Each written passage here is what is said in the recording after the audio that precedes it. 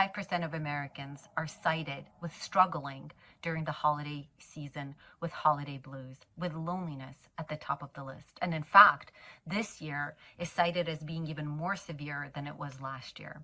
In this video, I'm going to give you 10 tips to help you overcome your feelings of sadness and loneliness during the holiday season, and to help you set up for living a more transformed, happy life. I'm Vicki, and that's what I do. I help shine a light on who you truly are and help you live your most authentic, happiest life that you possibly can. All right, so let's dig right into it. Tip number 1. The very first thing that I want to bring to your attention is that loneliness is a feeling. It is not a fact, it's a feeling. Just like snow or rain, you can see it as good or bad, but it's neither good nor bad. It just is. So the same thing with loneliness. Loneliness is a feeling. In fact, think about it. You could be in a crowded room. You could be in a relationship, and you can still be lonely. So it's not that you're alone. It's that the feeling of loneliness is coming through. And that's actually a gift. I know it doesn't feel like it, but it truly is. I actually went through that very emotion during COVID. When I hit COVID, one of the first things that happened to me, I wasn't alone, but huge feelings of sadness and loneliness were starting to come through.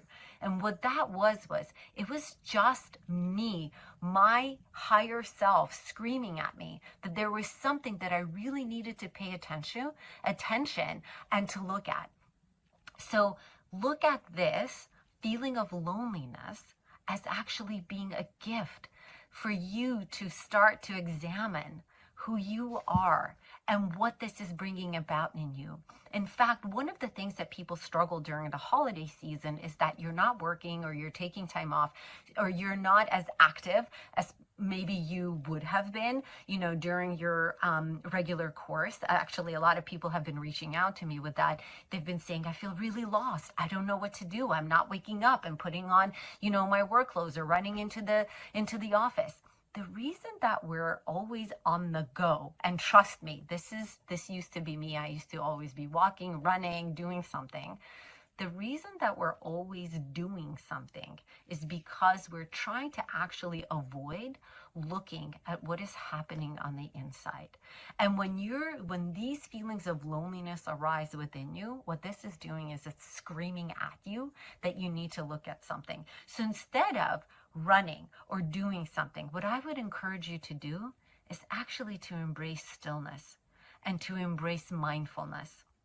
So instead of going, take this opportunity during this time in your life to sit still, to meditate, and to really examine what might be happening on the inside that is causing this feeling of loneliness. It could be the feeling of sadness, the feeling of loss. It could be things that you experienced in your childhood that you have never really processed, but that is actually living inside your body. And this loneliness is screaming out at you, saying, look at me, process me, see me. Sometimes it is that child within you that is screaming that at you. And you just need to see it, accept it, and love it. One of the biggest questions I get is, but how do I start meditating? A lot of people have a hard time starting to meditate. What I would say is start slow. Start with 5 minutes a day and just close your eyes. And what mindfulness really is just you observing the mind. So close your eyes, take a breath in and a breath out, and just observe your breath. If thoughts arise, it doesn't mean that you need to push that thought away. Just the opposite. See it and say, oh, that comes up. Sometimes I'm like, oh, I'm hungry. And then I say, oh, okay, well, there's that thought of hunger. And then I go back and I just get present again. And I start to observe my breath. So I highly, highly recommend that you just start your mindfulness practice now. That means meditation. Another great technique is grounding. What grounding is, it's you getting close to earth or to natural resources. So it could be you walking in the grass, you sitting under a tree and just feeling the ground underneath you and just connecting with the earth. You could bring a notebook and just start journaling and writing out your feelings. You will be amazed at what comes through when you actually sit in stillness, in silence, and start to journal out your emotions and feelings. A lot of what you've been perhaps, hiding inside or not really wanting to shine a light on will actually start coming through. So what I would say is embrace this feeling. Don't push it away. Don't judge it. Don't say, oh, loneliness is bad. No, just the opposite. Say, loneliness, I have space for you in my body. You have the permission to feel, for me to feel this and sit with it. You can cry with it. I have cried endless days feeling this emptiness, this void, these feelings of loneliness.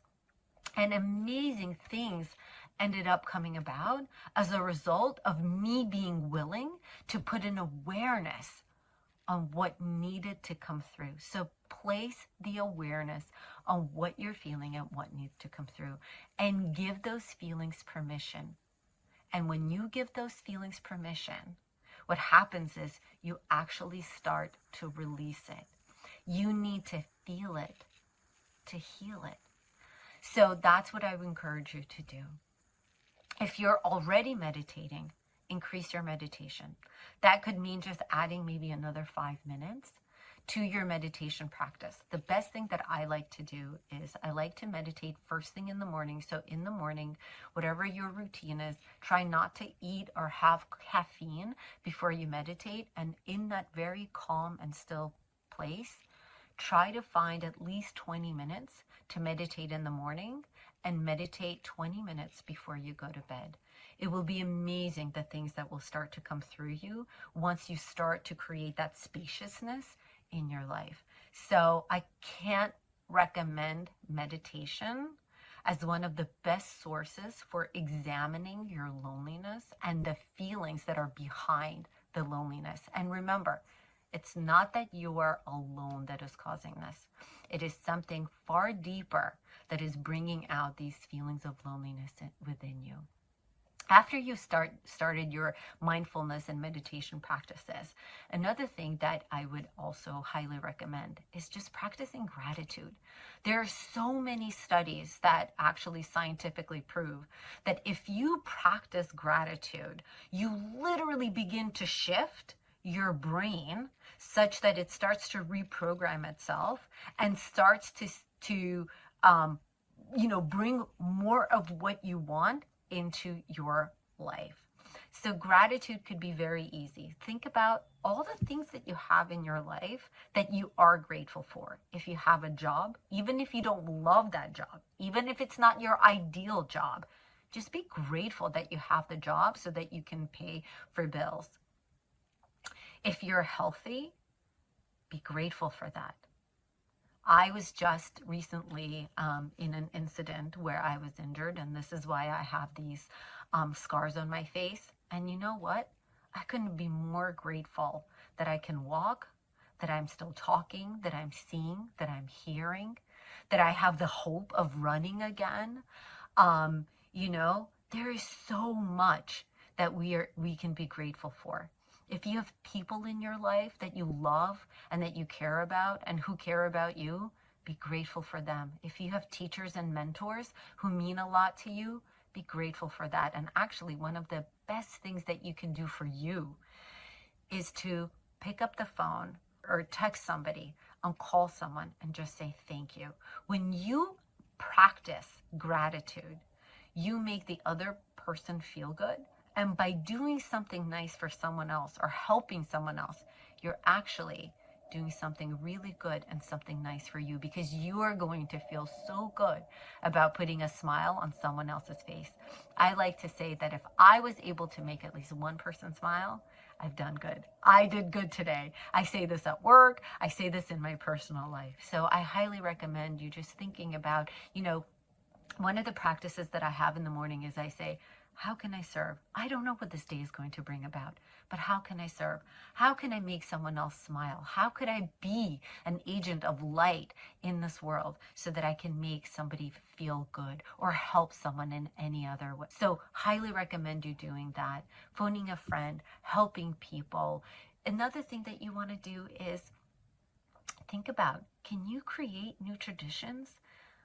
Especially if, this was an ending of a cycle. So for example, if you are feeling lonely because a relationship ended, or because, maybe you're going through a divorce and there are so many changes going in your life, or perhaps somebody, that you loved and cherished dearly had passed away. And there are all of these memories that are flooding you, can you explore creating new traditions for yourself? That could be, visiting a beautiful Christmas village that is different, from what you used to do in the past. Trying a new hobby like ice skating, or learning a new thing, The other thing that I also would highly encourage you to do is when you're taking the time out for yourself, because that's what you really need, is you really need to just give yourself love to love. TLC, right? Tender love and care. You need to love you right now, and you need to take care of you. And one of the best things that I love to do is I actually love to sit and identify what are the 3 or 5 things that either bring me joy, or 3 or 5 things that I always wanted to try but was afraid to. So for example, I love to sing, but I'm a horrendous singer. So I went and I signed up for singing lessons, and I'm still awful, but I still show up every single week. And I keep trying to sing, I can't do anything with my hands, but I went and took pottery classes, and I was even worse than the kids in the class, but I kept attempting and I kept trying. And through, doing these things and trying new things, I was actually discovering that I can do things that are hard and overcome them. And that's why I would encourage you during this holiday season to take the time out and to sit and to really examine what are the things that bring you joy, and what are the things that you want to try. And by getting comfortable with being uncomfortable, what you're going to discover is that you're going to get more and more comfortable with change. And as you start to embrace change, you're going to start seeing life as an adventure, versus as something that you need to just basically get through. So I would encourage you to try all of these different things. And lastly, the last thing that I can impart on you is take this time out for you. Make sure that you really get underneath what is causing you this sadness. Ask yourself, is there a child or a childhood wound that is just wanting to be seen, that is wanting to feel that love, that wants to be embraced, that needs to be hugged by you? No one else outside of you can give you the love that you actually need. So if you're feeling lonely, give you the love that you need. If you find this content helpful, then make sure to subscribe and to comment in here in terms of what you want to do to help overcome your loneliness and to step into 2023 feeling stronger, better, bolder, and more excited about what's to come in your amazing, amazing life. Thank you for watching.